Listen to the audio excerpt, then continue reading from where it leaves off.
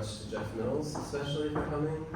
I'm thrilled to be here. I've been a big fan for a long time, and I think it's a very cool connection with the work of Jacques Villeglé.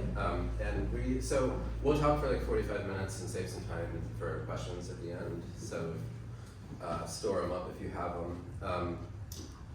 And we'll talk some about Villeglé and some about Jeff too. But I before we get into the work in particular, I was hoping we could start. I'm just curious, like, how far back do you trace your interest in visual art in general? In visual art, well, I mean, I have a fairly large family, four sisters and one other brother. My oldest sister, she studied art. She went to art school, CCS in Detroit. And so I guess from within our household, it would be from that. And my father was a civil engineer, and I used to play around with a lot of his blueprints, and when I was a kid, and sketches and all types of diagrams and things like that, yeah, I mean, that's really the only two influences when I was very young. Yeah. Can everyone hear without the? Oh, sorry. How about when you started working with music and sound? Like there's a lot of history written about the sort of music and fashion influences on techno from Detroit, but also from Europe, Africa, elsewhere. Right. I'm curious, like, how much art might have been part of the cultural conversation, and that, like, when you first started, sort of, right, like in the early days of. Yeah, maybe that started very, very early. I have an older brother who's 10 years older than me, and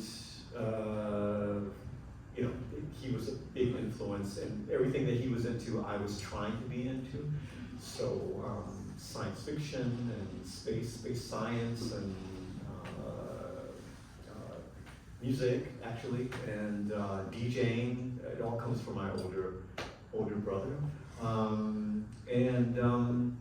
It must have started very, very early when I was young and watching a lot of science fiction on TV, and experiencing music being used conceptually to describe or the backdrop of a particular subject or whatever was happening on the screen. And so at a very early age, I was into to soundtracks, I guess, cartoons, but still soundtracks. So I knew about John Williams from TV commercials and of course from films as I got older. And then in grade school, we had art class. There were art classes in all the public schools in Detroit at that time, as well as music classes. So in the 3rd grade, you were asked to choose an instrument or sing. Most young boys chose to play an instrument, and typically drums or percussion, and girls chose to sing. And so you would do that from the 3rd grade all the way until you wanted to stop, or you do it until graduation, which I did. Mm-hmm. And how about the notion of techno as a sort of art of music? Like it obviously, dance music obviously has a functional component to it. There's a big part of it. But then, techno from the earliest days in Detroit also had a very deeply ingrained sort of conceptual elements to it. Yeah, it was an example of futurism. My earliest contact with techno or electronic music was probably through Kraftwerk, and the most profound. And that was basically, these were soundtracks about pocket calculators and computer world, and so that's how I translated the music. And of course, it was danceable and it was on the radio. It was very popular, but I could get more out of it because I listened to it conceptually. And so, and not just that, but other things too, Moscow Disco by Telex and things. I mean, this idea of traveling by train from, you know, and all these things, you enjoy the music, but you go a little bit deeper into what you're listening to kind of feel the concept. Right. So that started really early. Yeah. And so how did you first connect with the gallery? Like what is it? Because you've had a connection with the gallery that's gone back at least a little bit. So how did that first start? Yeah, it was well, it's kind of a long story. I'm going to try to make it short. I just moved from Berlin. I lived in Berlin for about 15 years. And reached a point where I wanted to do other things. I wanted to play with an orchestra. I wanted to, work in contemporary art. I wanted to use music for other than just dancing, and found it very difficult to do in Berlin at that time because they just looked at dance music as just that, and film as just that, and art as just that. And they didn't mix really. This was around the early '90s, and so I decided to leave Berlin and move to Paris, and try my luck there. And shortly after I moved, I was approached by a equipment manufacturer. It was Pioneer, and they had just come out with this DVD player, which is like a digital CD player, but it was with film. And you could put a DVD into the slot, and then you could affect the film like you could with a CD or a turntable. So you could rewind it, you could scratch it, you could do all these things. And so they gave me a prototype of it, just to see what I would do with it. So what I did, I bought some DVDs that I thought could be interesting. One was Buster Keaton. And so I used that to make these experimental type of films of Buster Keaton. And by looping it and affecting it and modifying it as it loops, like with music, I was manipulating it to go beyond just repeating that part of the film. Mm-hmm. This was for MK2. It was they were doing like a retrospect of Buster Keaton, and they asked me if I could create something. And so I made these short films, and somehow someone there thought that these actually complement and lean more into art. And so they contacted Galerie Vallois, wanting to know if they were interested in, making this contact to consider these films as art. And so that's how I got connected to the gallery. This was maybe 2001, 2002. Okay. I feel like Buster Keaton brings us all together. And then how about Jacques Villeglé? Like, how did you first come to know his work? Well, I mean, because I was in Paris and I would visit the gallery frequently. I would see the work in the gallery, and of course in bookstores and everywhere else around Paris. So, and then you look at the art, and then you're in the metro, and you walking down the street, and you see the same thing happening throughout around Paris, and so you begin to kind of make the connection that this is actually the work of people, and it's not just a one-time occasion, that this is happening all the time, and you see these things all around the landscapes. Yeah, I think just for people who might not know, these like all of these works, he identified them. They existed out in the world as they are, and he himself did not do the tears and the warping and things like that. He extracted them from where they were and made artworks of them. And it's a hard thing to. Some of them are so beautiful. It's a little hard to reconcile that fact. But it is the case. And I think I'm really struck. I don't know how much people got a chance to look, but if afterward, definitely do. I mean, I feel like the textures and the layers of them, which are things you could not even begin to distinguish in images, like on your phone, really just sort of bring that sense of like these things having been out in the world is almost like living, breathing things is like very apparent. And I in reading about Villeglé, I was interested to learn that Pierre Henry, who helped develop musique concrète, a style of composition that is sort of like sound collage dating back to the 1940s, had composed a piece for a Villeglé exhibition in Paris in 2000, and that, for me, really snapped the notion of them as sort of visual field recordings, like into place.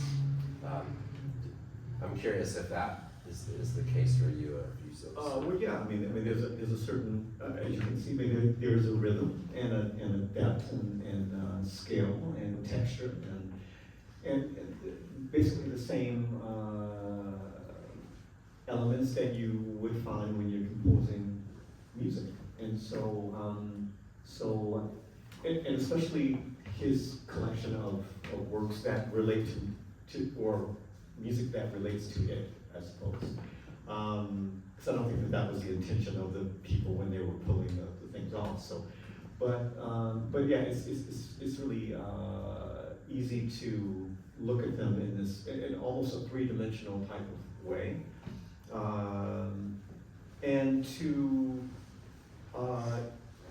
look in the same way that I suppose a musician deals with sound and music. I mean, you have as a musician, you have an idea, and you try your best to translate it through the equipment, the piano, the keys, the chords. You try as best as you can to kind of pull down these ideas. And sometimes it's not perfect, sometimes it's not exactly, but it's close enough. And if you look at these paintings, you kind of see that. I mean, they're especially the ones with the text. It begins with something, but you can't quite make out all that it says. But you get it, you get close to what it is, And so so by looking at these paintings, that's how it feels when you're composing music, and at some point you feel convinced that this is as far as you're going to go, and that's when you say this is the track, this is the song, this is the composition,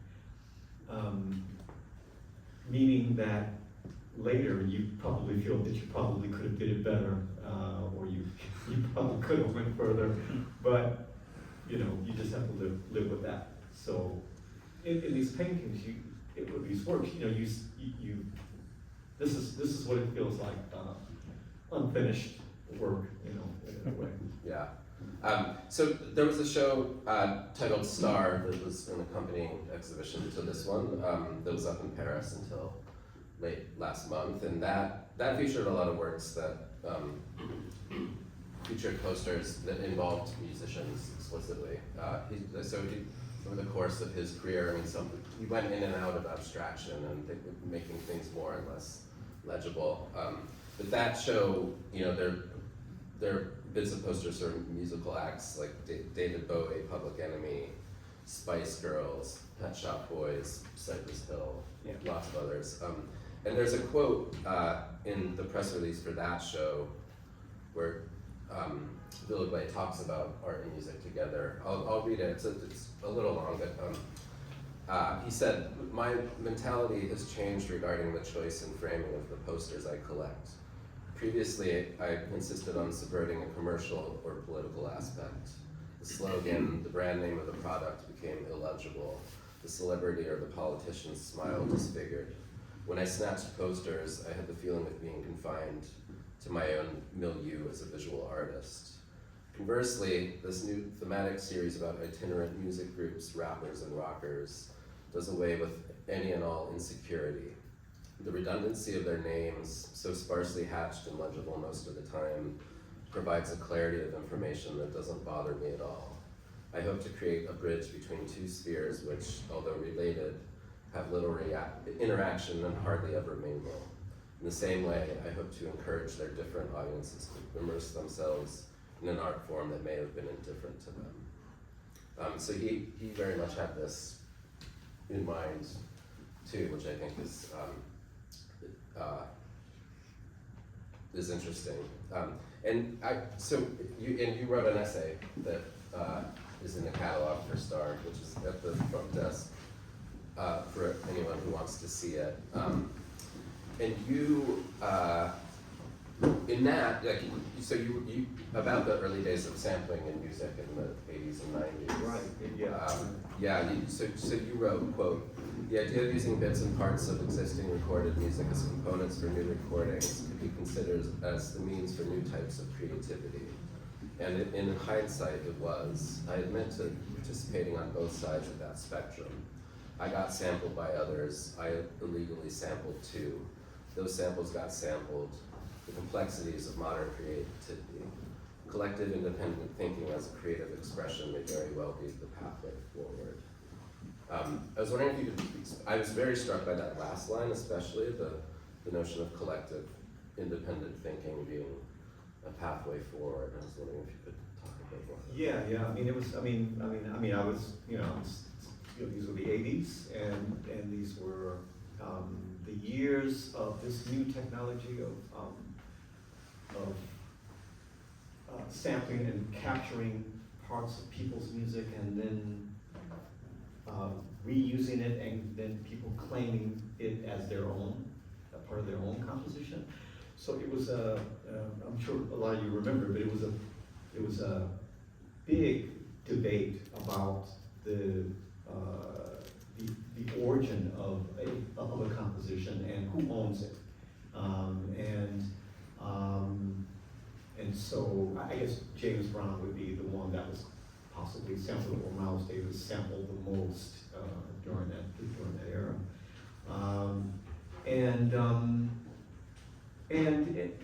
I can say this now because it's 40 years later, and I can see how it evolved after that point, and how artists progressed, and not with the idea to make money from someone else's music, but it was to use it as a catapult to launch their own careers in their own different directions. And so I wrote that with the idea that, looking back in hindsight, that if that had not happened, if the music industry had clamped down on this and not come to an agreement about, the legal aspects of sampling someone's work, some things would be quite different today if we had such stringent, very strong restrictions on that. And so this idea of being able to,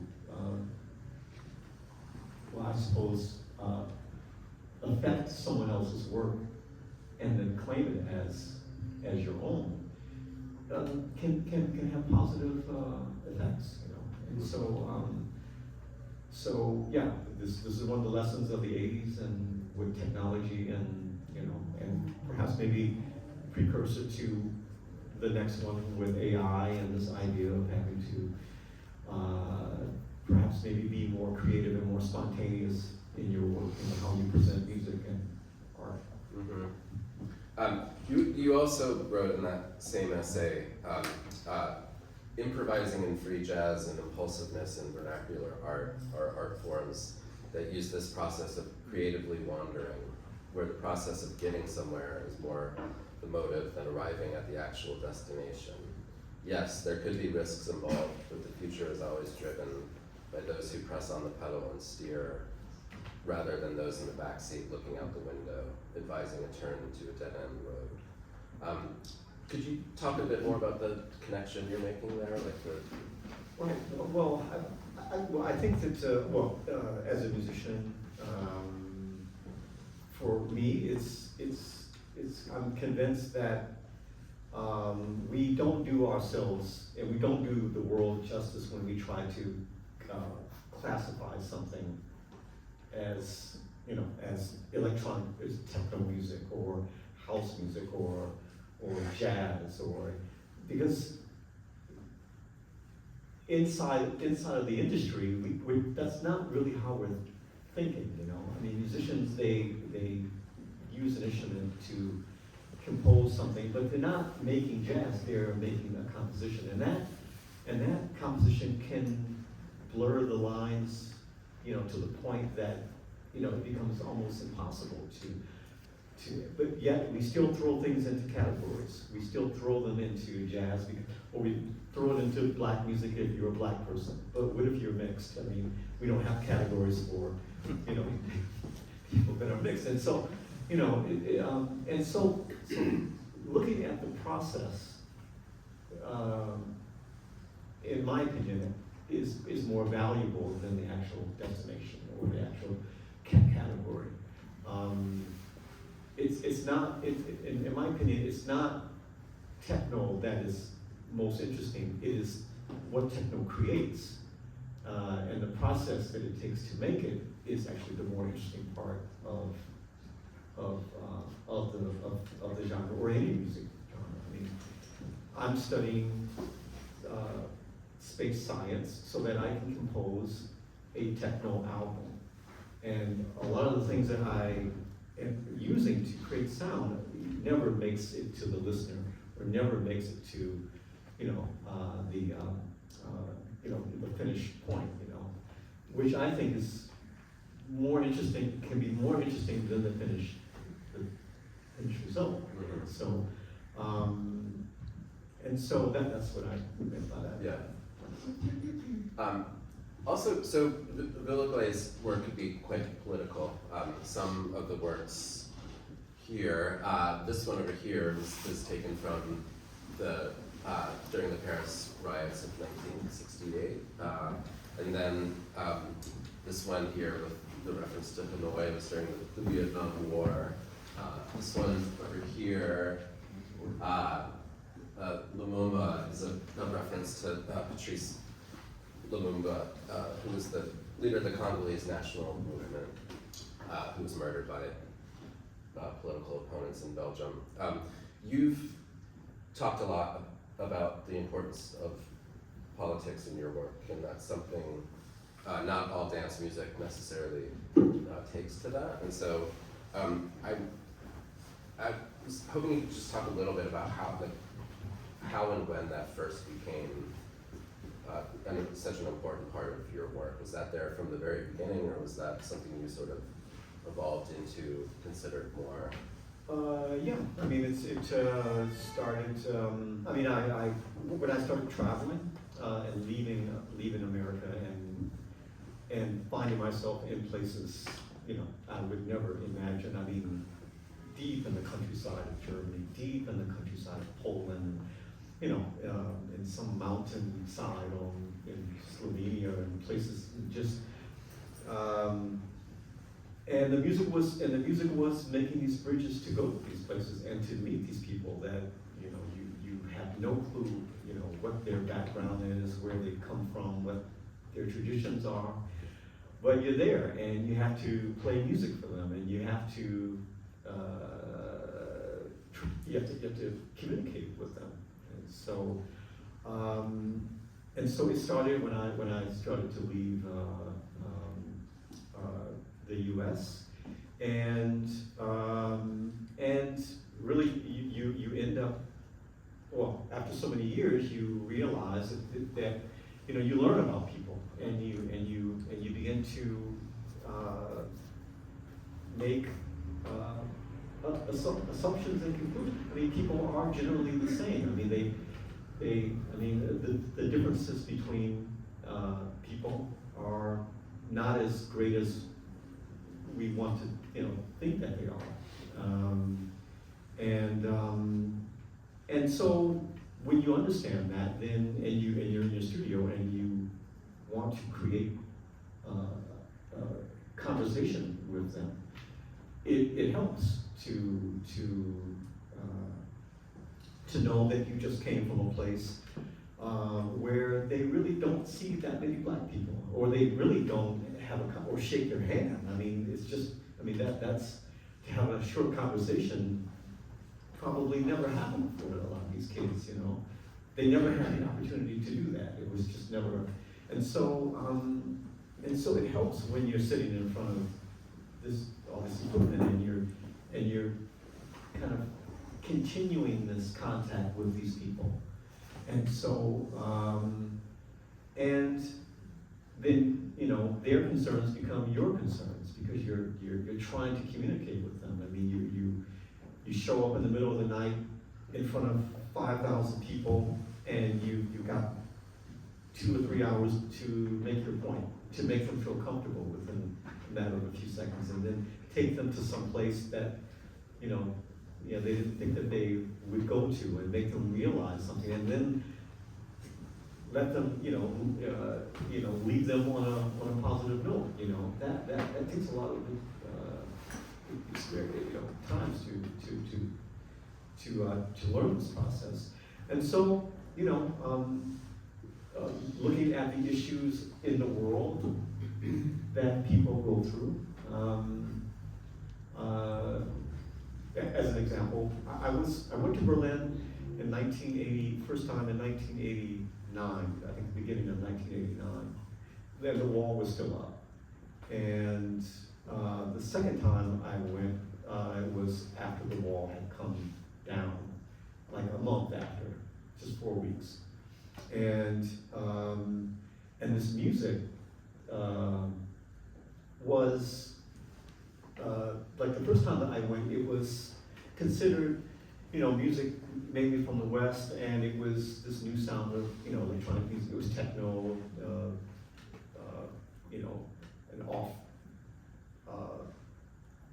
set from the rave culture, and it was very much appreciated what we were doing in Detroit and in Chicago, and people were really into it, the ones that knew, and the UK and the Benelux and things like that. But after I went back the second time, and the wall had come down, it was only 4 weeks, and there were still people in Berlin walking around in disbelief from the East that had never seen the West. And they looked different, they dressed different, different hairstyle, different, and they were hanging out in these places in Berlin and listening to this music really for the first time. And so the music took on a completely different meaning then, and we even felt this as DJs and composers. So after that first time, I went back to Detroit and, had a long talk with Mike Banks, and explained to him what I saw and what was going on.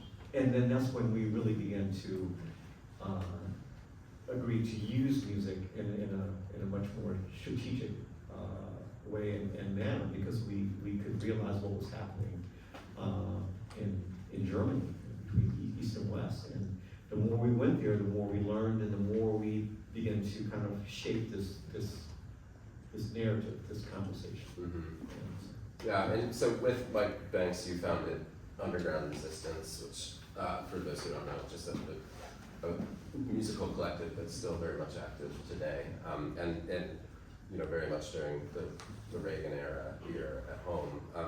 How are you feeling about the political climate currently? And is there anything musically and or culturally, just more at large? Yeah, that we can say with music to speak to this? Of course.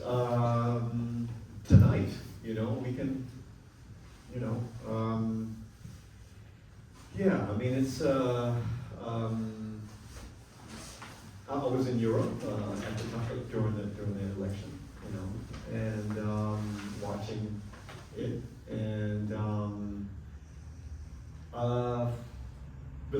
strange, weird, you know. Perhaps maybe the saddest thing about it is that, you know, in recent times we've had two good examples of a female candidate, you know, that could have been president, and we passed on it as a country collectively. We passed on this, which is really something that, you know, we should really discuss and think about more. I mean, we don't want a female president. Why is that? You know, what is it about a female leader that we might feel uncomfortable with? You know, strange. So, yeah. I mean, I was always for the idea that electronic music should be used more politically and strategically. That dancing is okay, but sometimes in the world things are happening, and we should address these subjects through the music that we're making. And let me just note that electronic music musicians are free to do any and everything that we want, that we're not regulated by any industry standard, by any major label. We are free to say anything, and if we don't hear these things, then we are deciding that to not say anything. And I have always had a problem with that. Yeah, we can dance, but it would be nice to know that we're dancing for reasons, you know. And if we can use that to help people understand things, then I think that we should always do that. So, yeah, that's yeah. You've also worked a lot as a visual artist yourself too, and just a couple of projects. I mean, there are so many, but you made a video and sound installation for an exhibition called Futurism in Paris, an explosive avant-garde at the Pompidou in 2008. Can you describe what that installation entailed and what making it was like for you, like what you got out? Yeah. It was. I think it was for the 100-year anniversary of Futurist Manifesto. So the Italian, the first futurist movement, and I was asked to create to create something for the exhibition at the Pompidou Center.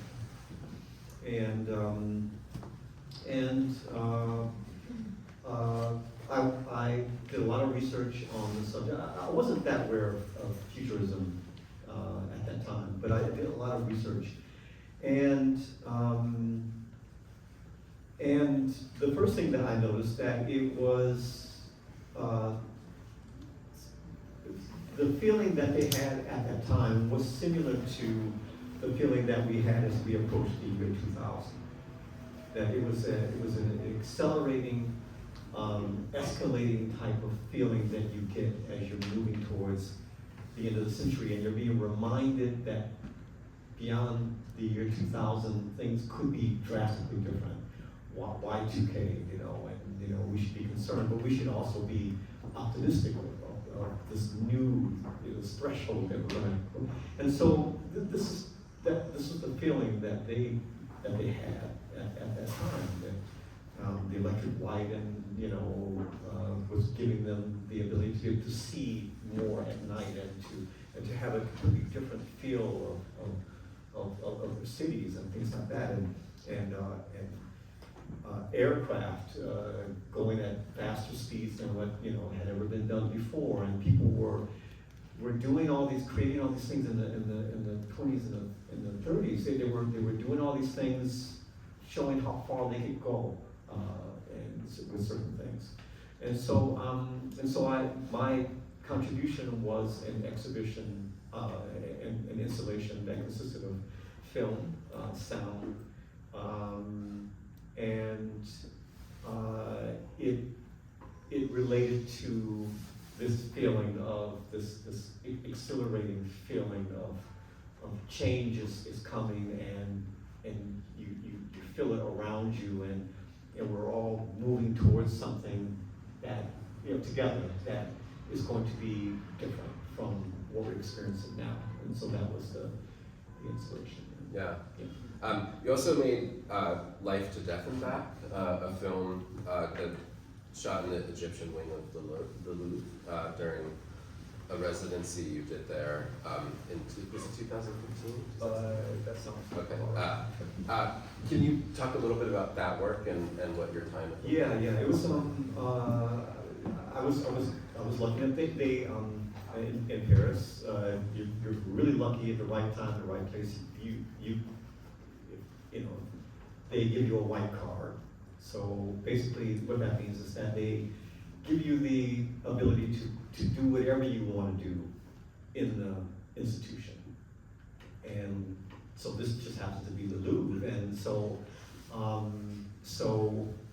it's a massive complex, and many different. So one of the things I wanted to do was to do something in the Egyptian wing, which was 3 floors of 10,000 artifacts of things from ancient Egypt.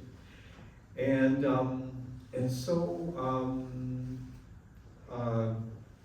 I came up with this idea. The white card was for the theater of the museum, so I could create anything to be shown in the theater. So I came up with this idea to make a film using contemporary dancers that would start at the staircase of one of the entrances to the first floor of the Egyptian wing, and they would make their way down these stairs the same way gods from the heavens would make their way down to Egypt. And they would descend down these stairs and then live their life in Egypt. And so these dancers would dance their way through the exhibition to another set of stairs, which were referred to death. And they would dance their way down these stairs all the way to death. And then they would start back again at the top of the other stairs. So Life to Death and Back was the title. And so as they're dancing through the exhibition, they're referring to certain things, certain artifacts, things that were symbolic, things that were just, I guess, normal everyday artifacts. And so they would dance those things, and then we would cut to another part of the museum where it would be a dance performance or in a culinary, this outdoor thing. And so it was a conceptual film shot in multiple locations, and it referenced the ancient idea that Egyptians would live their life, die, 12 hours, come back again, and then live their life again, and then keep going back and forth and so on. And so the rebirth. And so that was the idea. And so to present this, we showed this film, and then with the 3 dancers, they came from the back of the theater and made their way down the staircase to the stage. And the point that they took the stage, this was the afterlife. And so they had a dance where they were going through the 12 hours of the afterlife. And then they died in the position of mummies on the floor of the stage. And then they became part of the museum, part of the Louvre, part of the exhibition. And they stayed there on the floor of the stage until all the audience left. Wow. Yeah, it's a long story, but it was. And then, I mean, also as part of Tate Modern's Mixtape series, you made a 50-minute mix that's online in response to Chris O'Feely's Harvester, which is a watercolor work from 2021. How did you approach that project? You have a connection with that? Yeah. They had asked if I could I think it was either contribute music or make a mix. I'm not sure. It was one of the other. But somehow I did something for the museum musically, and through that the curator sent me some artwork and asked which one would I want to relate to, and it was the Crystal Feely work, and so I did that, and then shortly after that I got into a band, like a jazz band type of free jazz type of band situation. And the name of the band is called Tomorrow Comes the Harvest, and it was a project that I started with the late Tony Allen, and it was based on this idea of just improvising. We don't have a repertoire, we don't practice, we just show up and we just play in front of an audience. And so I just started this project, and I thought that this artwork from Crystal Feely would be perfect to use as the backdrop for this tour of all these performances that we're going to do where we're improvising. And we're improvising for the idea that if we can be on the stage and not have a plan, but somehow with other musicians work together to create a whole performance for an hour and a half, then this can be applied to other things, and other musicians can do the same. And so, and if we do this, then and we make this normal, and we then kind of break away from the constraints of pre-planning and pre-thinking things, and just leaving it open and being free, and perhaps maybe translating more about who we are than what equipment does and what drum machines do.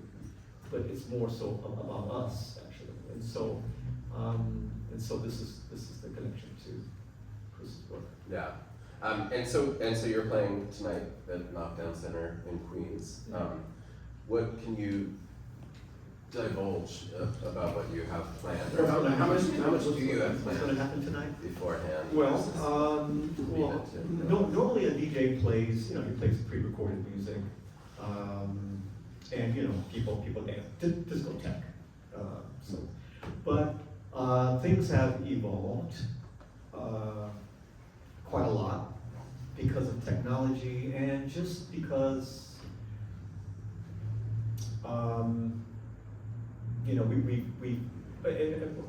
for me, I'm convinced that we've done enough of that type of programming, and so I'm integrating like a drum machine into the DJ mix. So let me try to explain. So there's a drum machine. A drum machine is a computer machine that you can program or you can play by programming a pattern, and then press start, and then it'll play the pattern. Or you can tap it like I suppose a drummer would tap on play a drum kit.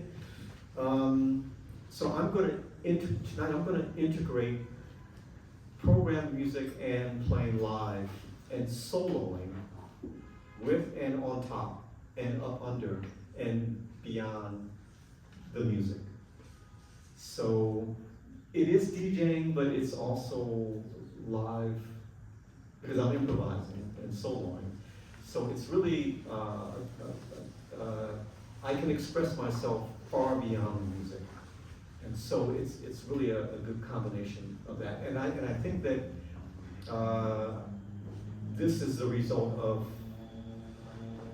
the world that we're in now, and this idea of being more free and having more freedom, even in DJing, to express yourself. And so I'm doing it with a drum machine, but it can be done with a keyboard or or any other type of piece of equipment. But it is a clear sign that we're leaving the 70s and the 80s, and this idea that a DJ should only just stay way over in the corner and play this music, from these companies and these artists.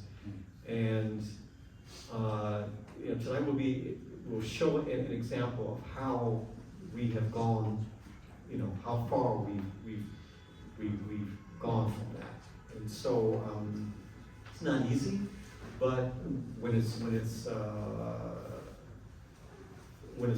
happening, it can be really exciting, because I don't have a clue what's going to happen next, so you don't know what's going to happen next, and it really creates a very adventurous journey with sound and music. And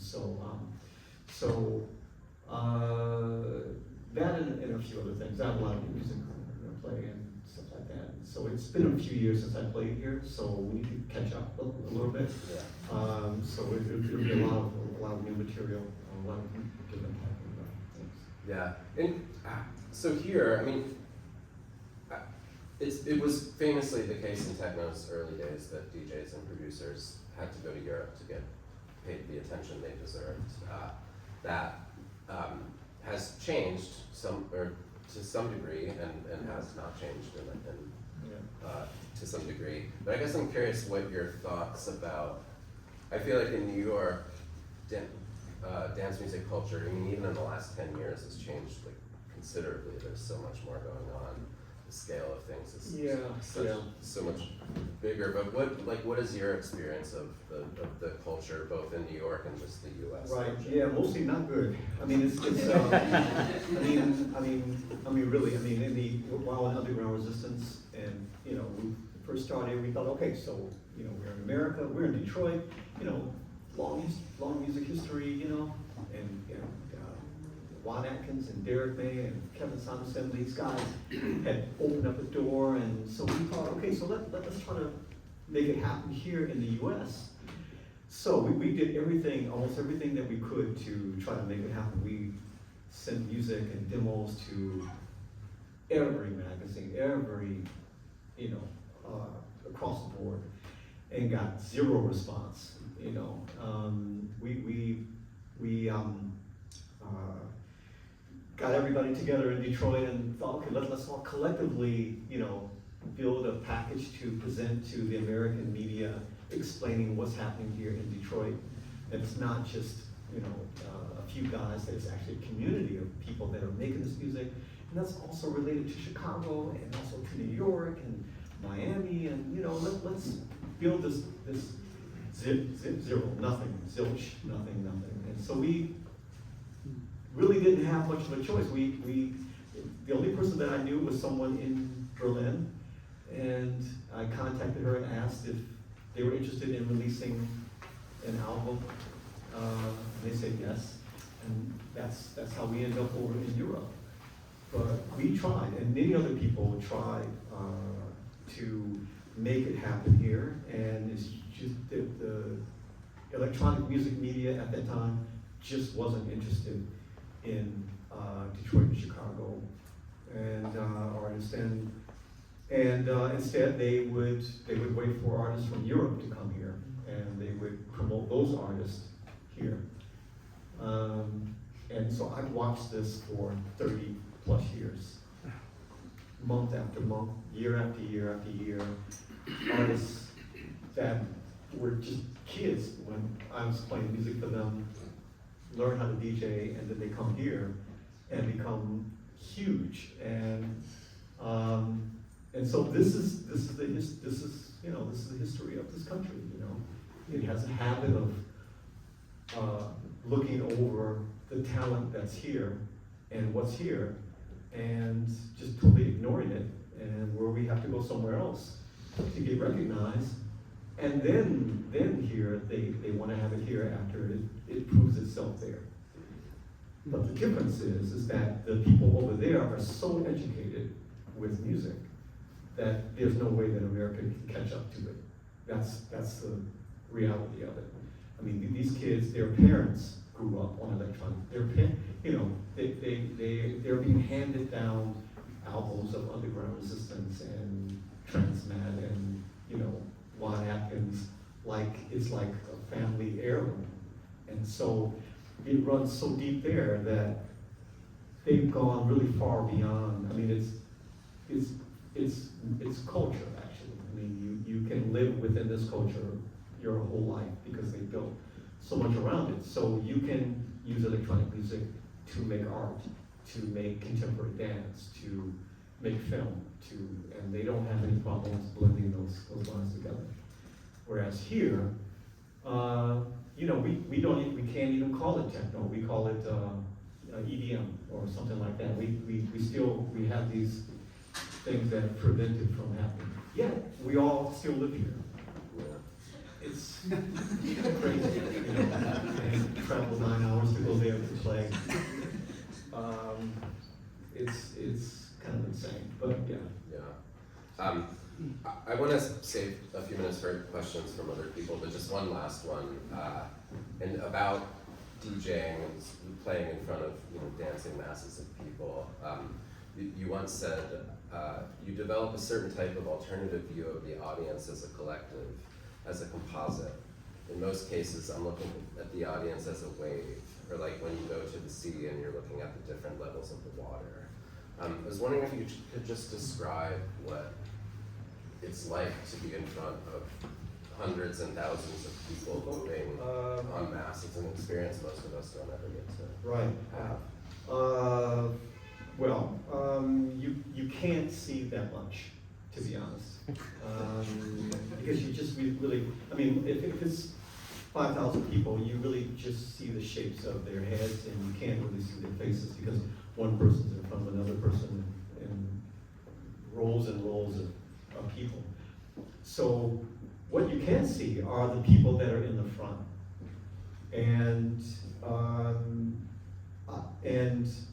you can actually have a relationship with these people. I mean, you can, you know, if you make contact with these people, and you can really communicate with the people there in the front, and sometimes that can be a mistake.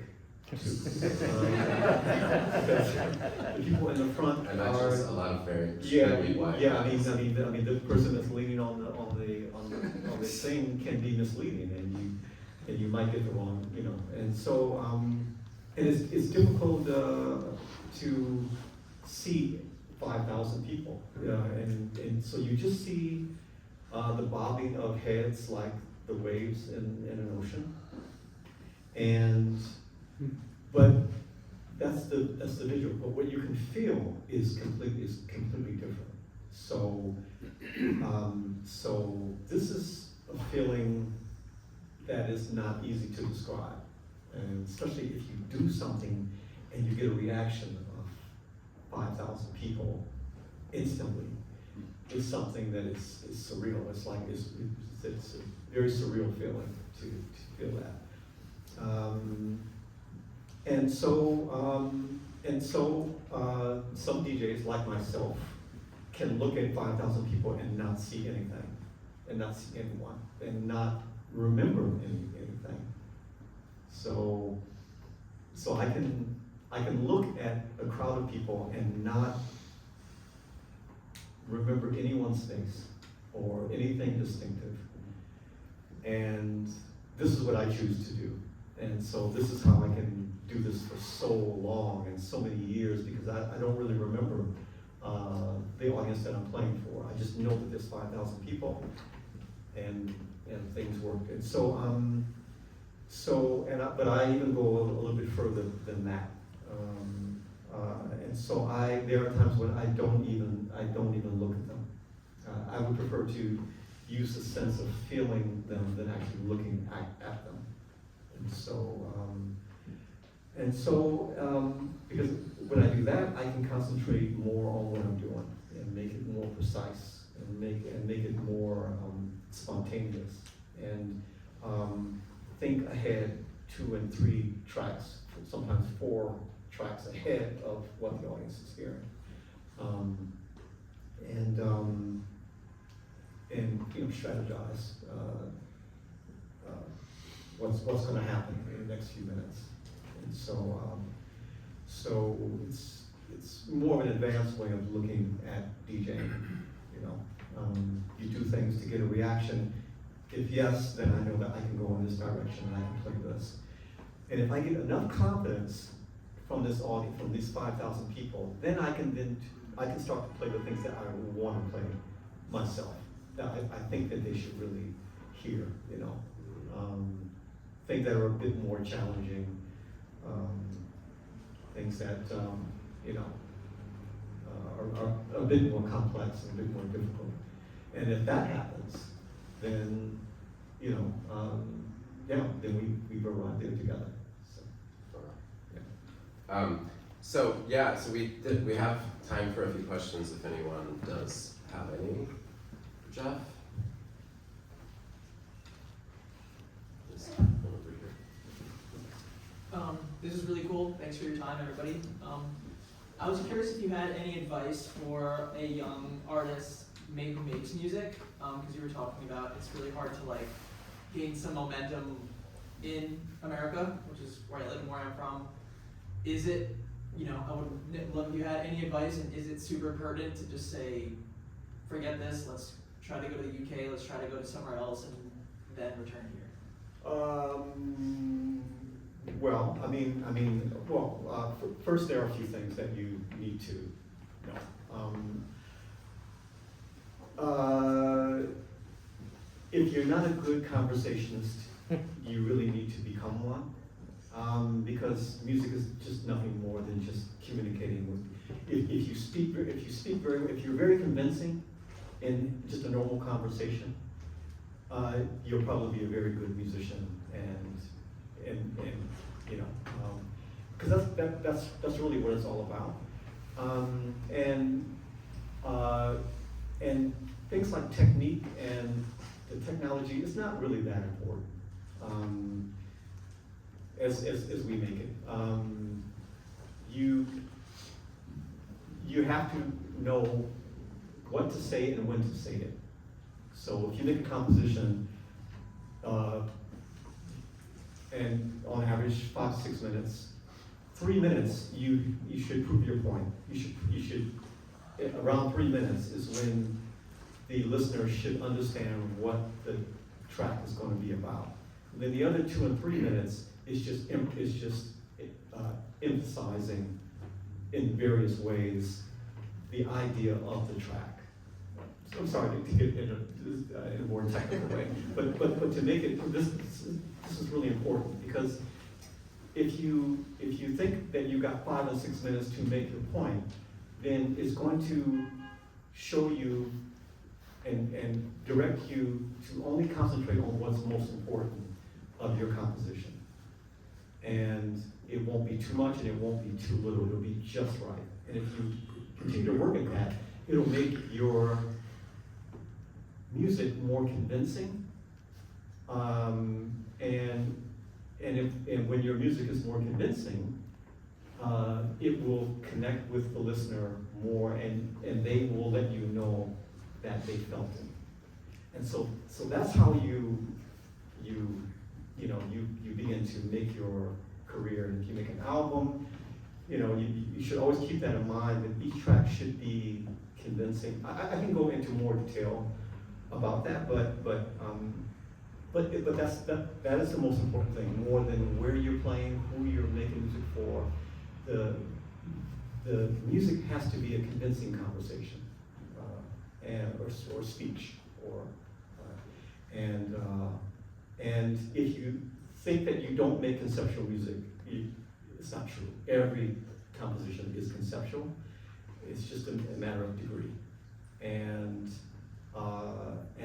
the more skillful you are at translating what you think to what you do, to what's recorded, to what's pressed, what the listener is listening to, the better you get. But you never perfect it. You just get better, but you never perfect it. There's always something to learn. So after almost 40 something years, I'm still learning how to make it better, but it's never perfected. Sorry, for the long. Any other questions? So you're one of the primary architects of taking Detroit techno from its richer house form to a quicker thinking form that became the form that Europe and larger raves took on. So you helped shape techno through many generations, from the you know, you are the early access to the purpose maker, to the something in the sky stuff, where you went through many different theorems. Do you feel, not just as one of the prime architects of that, but as somebody who's been a huge part of techno and obviously a lover of it, do you still feel it has new exciting places to go? Oh, yeah. I mean, for sure. I mean, my opinion, we're just scratching the surface. I think that we haven't even reached the pinnacle point of the genre yet. I think that, well, the originators are still living. If you look at any other genre, they're all dead and gone, right? And so artists are still discovering what they do best, even after 40 years. And it takes like as a DJ, it takes 10 to 15 years to get your ear. And what that means is, when you hear music, you hear it almost in a three-dimensional way. You kind of instantly pick out the frequencies that you want, and like you don't listen to it in stereo. You hear it in a much more 360-degree, three-dimensional type of way, and that takes hours, thousands of hours of listening to music, and then making mistakes, playing things for people that don't work, and rethinking it, and yeah, it takes that long, and to produce music, to know your habits and what you like to do and what you normally do, and try to narrow those gaps takes decades. And but even myself, I'm after I'm close to 100 albums, and I'm constantly working on multiple albums at the same time. Like right now, I'm working on three albums at the same time. You realize that there's so much more that could be done with it. That, you know, music as art is something that doesn't even exist really. I mean, Christian Marclay, he maybe is the closest, but music, actually, the sound of music as art is something that doesn't even really exist, hardly exists. And so, yeah, I mean, I feel like we're only just a few years in, actually. And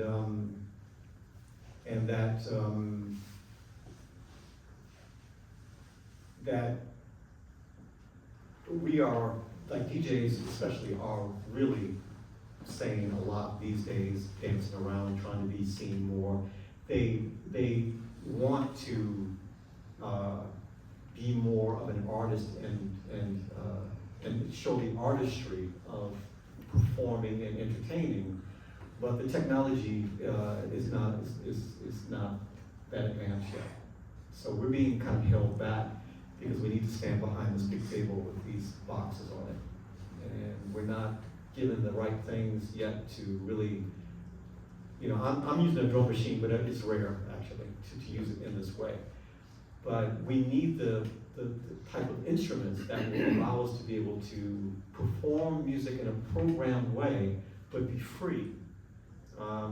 We don't have that yet, and yeah, and a whole bunch of other things. But it's still very new. It's still very green. It's still very fresh. And so yeah. I mean, like we don't have soloists in electronic music because of that. So no one solos. We program, but we don't solo. If you don't solo, you don't know the character of the person. So that's why we're just listening to machines just play that loop over and over again, because that's as close as we can get, unfortunately. So. How about this one over here? Thank you for your time today. I kind of want to flip the conversation into the crowd energy and how you perceive different perceptions of crowd responsiveness. when like across time and across different locations? Do you feel a shift in like how the crowd reacts to you, just depending on where you're playing, or like even in past experiences? Well, yeah,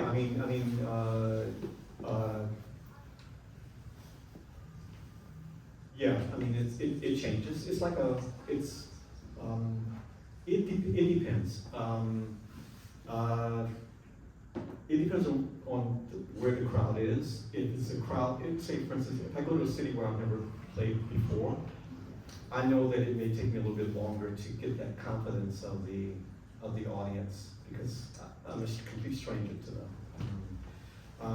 So I know that I need to do certain things.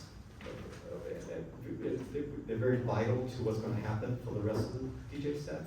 But I need to do certain things kind of at the very beginning to let them know that it's going to be like this, or we're going to start like this. That's the sound, but then also your body contact and your eye contact and your demeanor is all part of the process. When I was young, I was taught by older DJs, and the first thing they told me was that you must always give the appearance that you're in control, no matter what happens. If the place catches on fire, you must be the coolest person in the place. So don't ever allow them to see you stressed out or not in control, or not in control of the whole situation. And so, so your demeanor and how you appear, if you're overly confident, perhaps, if you're very relaxed, that lets them know what's going to happen. And so, so there's that. If you show that you are sensitive to the sound early on in your set, you're going to have a better response later. In other words, if your first track is just banging the lights out, if you're just ramming it down their throat within the first 2 minutes, it doesn't show much scale and variety, right? But if you treat sound with a more sensitive way, right? Because it's their ears that you're playing into, it shows that you care a little bit more about what you're about to do. So, I mean, you can ram it later, I mean, you got hours to do that, but, use the time wisely, it shows better management of the time that you're given to play music for them. And so, many things. If you speak to an older DJ, they're going to tell you all the special things that you need to do to let the audience know. Like, it doesn't need to be the same volume for 4 hours. You have to create spaces where you give them a break, or you start over again. You get the feeling as if you're starting over again, or things like that. So you have to use sound and the frequencies in a very strategic way, like painting, I guess. Any others?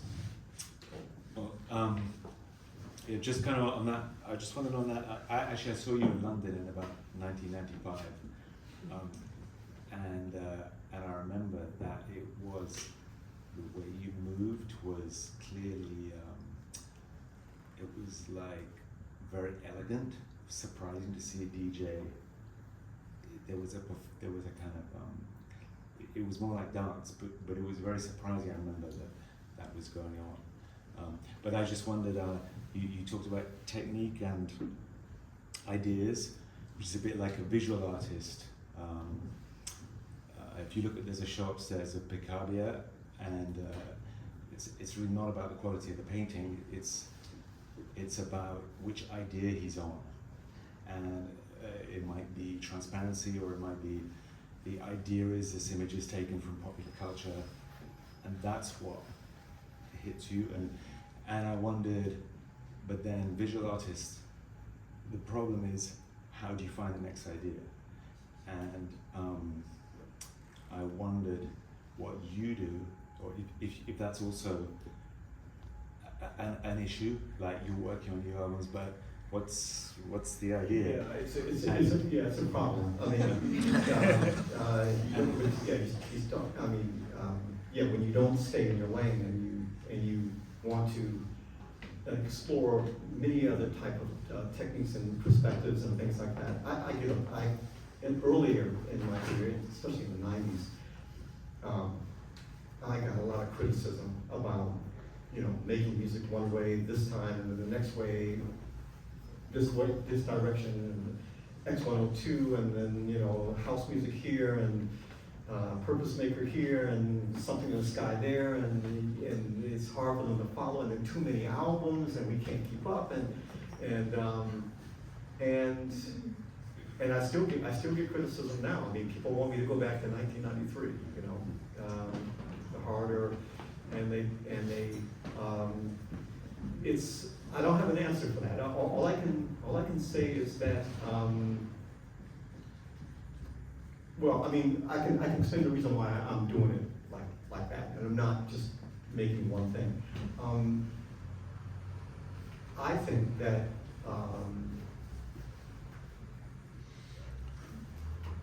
you contribute, like an artist's career, you contribute to culture. You contribute to the, when you make something and you release it, it is your release, but you're contributing to the world of music. It is something that someone else could find at some point in their life and might find it useful. And the more that you do that, the more chances, the more you can enhance the value of this large composite of music.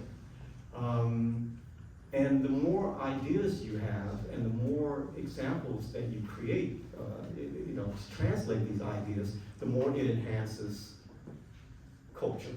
And so I think it's more important to extract these ideas, whether people understand them or not, release as many albums, whether they can keep up or not, and put them in front of people so that they would have a chance to experience it at some point. Maybe not now, maybe 10 years later, maybe 100 years after I'm gone, maybe. But if you don't do that, if you don't extract these ideas and put them out there, then it's wasted. You're not, in my opinion, you're not really, being an artist that you could be if you sleep on an idea or you just push aside an idea. So this is why I release so many albums, because I'm not thinking of order. I'm thinking of contributing to the whole world of music, where everything is in there, jazz and gospel and blues and everything, and I think every artist should do the same. I think that the more content one can look into and grab out, the better it is for the world, actually. And so that this is why I make so much, and this is why and I know that it's difficult to keep up, and I know it's hard to. You don't have enough money to buy this and keep, but my thinking is that if not today, then maybe 10 years from now. If not 10, maybe 50 or 100 or so. It's a strange way. So it's the opposite of like the industry, where you release one album, you wait for the promotion, you wait for the money to come in, then you make another one, and you build a career that way. This has nothing to do with that. It's, feed the. But my question was also, what do you do when you're not sure what the new idea is? How do you begin? When I'm not, I still release it. I still release it but there have When been you're times, making it. Yeah, but there have been times where I made an album, got to the point, and then I decided not to do it. That actually, the process was more interesting than actually the release. And I just didn't do it because the anticipation for it to come out was more interesting than it had come out. So I didn't do it. And so, but yeah, we don't have that much time, but let me just explain this. When I make something, I listen to it constantly for weeks and weeks and weeks. wanting it to get tired, or my ears don't like it anymore.